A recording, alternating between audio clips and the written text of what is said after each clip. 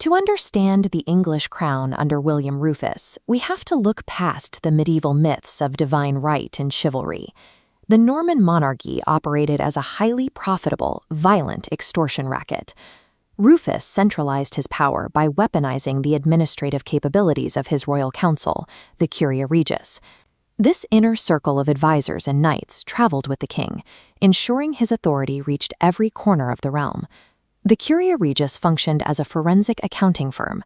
Members used exhaustive surveys like the Doomsday Book to track every taxable acre, mill, and pig in the kingdom. Under Rufus, the crown was a wealth extraction enterprise wrapped in the trappings of a monarchy.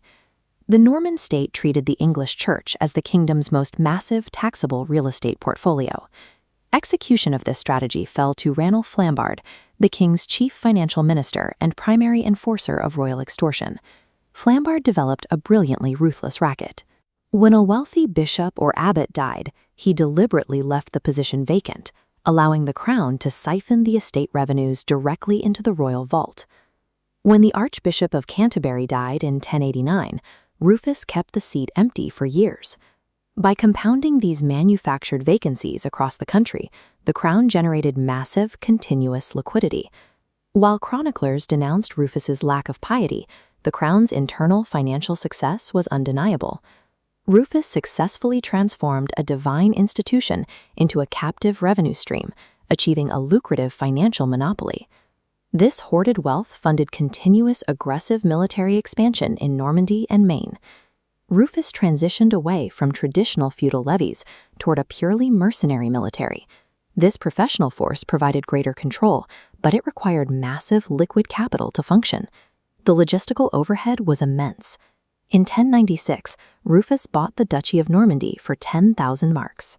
He fought wars by outspending rivals with silver extracted from England, but this system was precarious. If the silver stopped flowing, the entire military apparatus would immediately collapse. This dynamic turned loyalty into a strictly transactional commodity.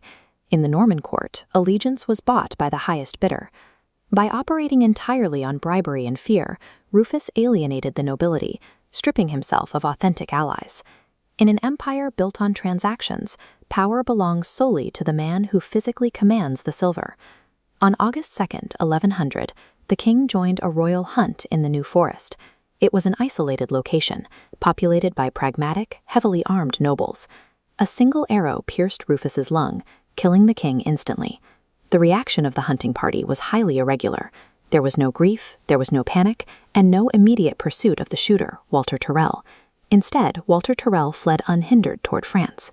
The crown initiated no investigation and followed no standard protocols of royal justice. The total absence of mourning and protocol reveals a meticulously planned boardroom coup. The king's younger brother, Henry, immediately abandoned the body in the dirt. Instead, Henry rode directly to Winchester, the financial center of the kingdom. Before taking any steps to formally claim the crown, Henry broke into the treasury and secured the hoarded chests of silver. This immediate seizure of the physical assets bought the loyalty of the mercenaries and neutralized any rival claims to the throne.